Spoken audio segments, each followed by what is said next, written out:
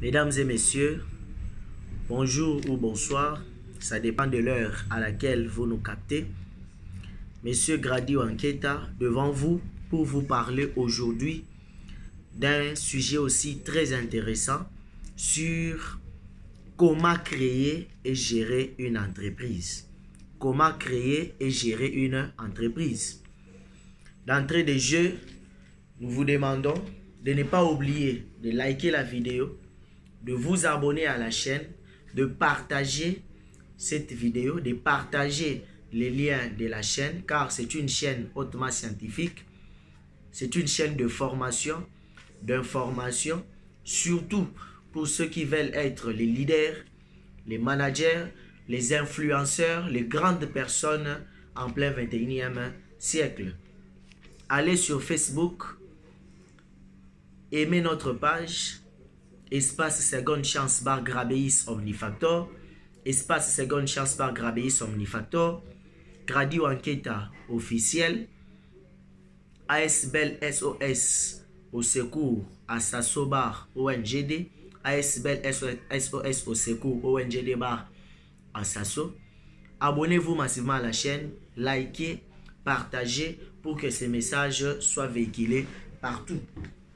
Nous allons aujourd'hui vous parler de comment créer et gérer une entreprise.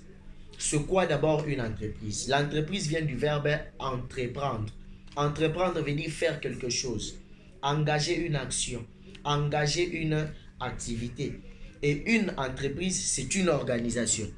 C'est une entité qui est structurée et qui fonctionne pour créer des richesses. Ces richesses qui vont contribuer à l'autosuffisance d'un côté, et de l'autre côté, c'est pour créer des emplois. Et ces emplois-là vont réduire la pauvreté, réduire le taux de chômage et contribuer ainsi au développement au sein de la société. Un entrepreneur, c'est un créateur, un gestionnaire, un leader, un manager d'une entreprise. Alors, chaque entreprise commence par une idée. Il faut réfléchir, trouver l'idée. Donc, chaque entreprise qui voit le jour commence d'abord par la tête. On réfléchit sur l'idée de créer une entreprise. Alors, comment réfléchir sur l'idée de créer une entreprise? Tout commence par se poser des questions. Dans quoi je vais me lancer? Dans quel secteur? Pour résoudre quel problème? Pour répondre à quelles attentes? Pour répondre, voulais-je dire, à quels besoins? Pour répondre à quelle situation? Pour trouver des solutions à quelles inquiétudes? Ça, c'est la première étape. Lorsque vous vous posez ce genre de questions, ça éclaire votre réflexion, ça éclaire votre cerveau et vous commencez à trouver des pistes de solutions pour créer votre entreprise. Vous devez aussi vous poser des questions. Quels sont les produits que vous allez mettre à la disposition de vos cibles? Qu'est-ce qui manque? Qu'est-ce qui existe déjà? Qui seront vos concurrents? Quels sont leurs atouts? Quels sont leurs défauts? Dans quel environnement vous allez vous implanter? Quelle est votre zone de chalandise? Quelles sont les stratégies marketing que vous allez appliquer? Toutes ces questions vont vous permettre de savoir prendre de bonnes décisions pour vous lancer dans le monde entrepreneurial. Et pendant que vous réfléchissez, il y a des démarches. Après avoir réfléchi, il y a des démarches que vous allez devoir entamer pour quitter de l'étape de l'idée vers l'étape de la concrétisation de votre projet de création d'entreprise. Et ces différentes démarches se constituent premièrement en réfléchissant sur les besoins. La première démarche, il faut réfléchir sur les besoins. Quels sont les besoins de la population? Quels sont les besoins du public visé? Quels sont les besoins de la cible? Donc, nous allons créer, je vais créer cette entreprise pour répondre à quel besoin? Qu'est-ce qu'un besoin? Le besoin, c'est une sensation de manque, un sentiment de manque, une aspiration, un vouloir. C'est ça le besoin. Qu'est-ce que la société veut? Et l'homme a plusieurs besoins. Il y a des besoins d'ordre spirituel, d'ordre corporel, d'ordre intellectuel, d'ordre sanitaire, d'ordre environnemental, plusieurs besoins. Et après avoir évalué les besoins, de votre cible, ça vous permet de vous situer dans les secteurs. Quel secteur va vous intéresser? Quel secteur va constituer votre champ d'action? Et pour ce qui concerne les besoins, je vous envoie aller chercher ce qu'on appelle la pyramide de Maslow. C'est une pyramide qui a été créée par un psychologue américain en 1970. Dans cette pyramide, Maslow classifie les besoins en 5 catégories.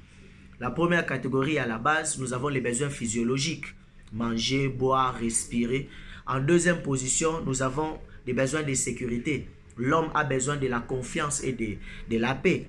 En troisième catégorie, nous avons le besoin d'appartenance, le besoin d'être aimé par les autres au sein de la communauté ou de la société.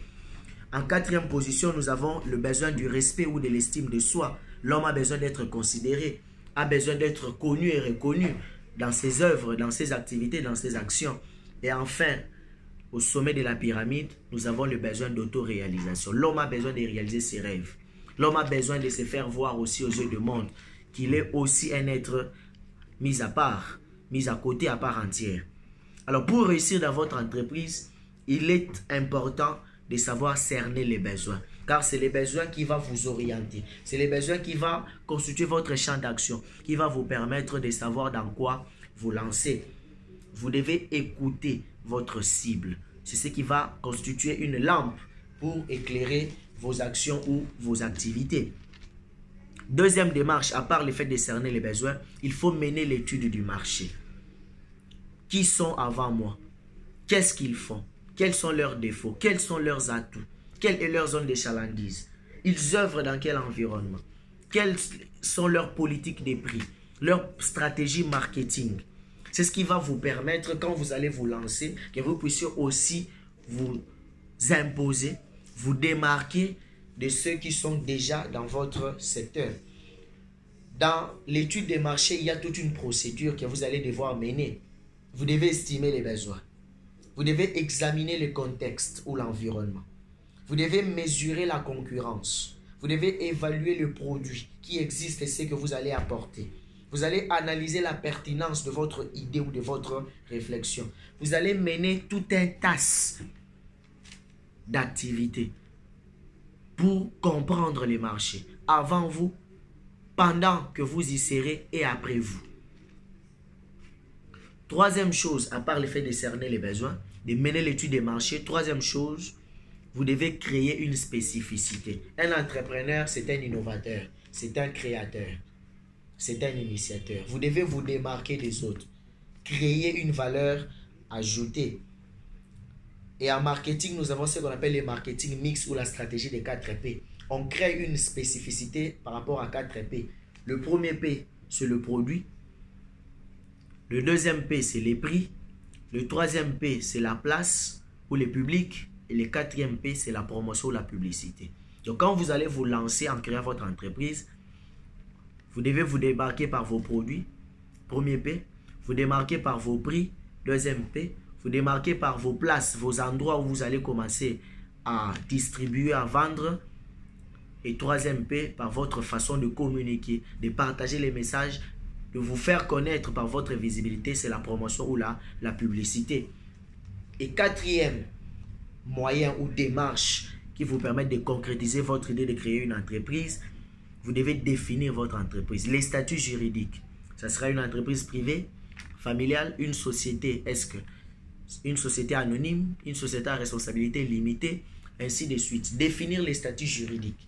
À part les statuts juridiques, vous devez définir votre adresse, votre logo, vos moyens de visibilité, vos différentes stratégies opérationnelles.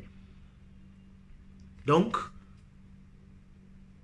premier moyen ou première démarche, vous devez cerner le besoin. Deuxième, vous devez mener l'étude des marchés.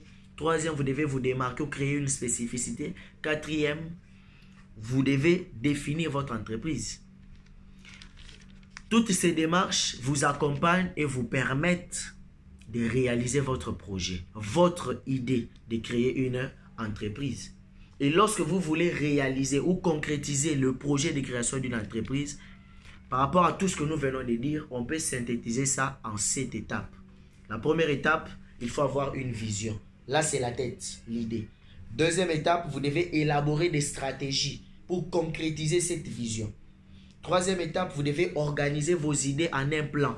Toutes ces idées doivent être chronométrées, doivent être planifiées. Quatrième étape, vous devez soumettre votre projet à votre entourage, car aucun homme n'est parfait. Votre entourage peut vous aider en termes de finances, en termes de matériel, en termes de conseils, en termes de spiritualité, de prières, en termes d'accompagnement, de soutien multiples ou multiformes. Autre étape, vous devez maintenant réaliser votre rêve en finalisant le tout. Et après avoir tout réalisé, tout concrétisé, la dernière étape, comme Dieu au 7e jour, il se reposa. Vous devez vous reposer pour récolter maintenant le fruit de ce que vous avez sémé. Mesdames et messieurs, ce n'est qu'une partie introductive sur l'entrepreneuriat. Nous vous avons parlé de l'idée de création d'une entreprise. Qu'est-ce qu'il vous faut? Comment mener les démarches pour créer votre entreprise? Si vous avez aimé cette vidéo, n'oubliez pas de liker, partagez la vidéo, abonnez-vous massivement à la chaîne pour que vous soyez toujours alertés en temps réel par rapport aux vidéos que nous allons toujours mettre. Nous vous remercions.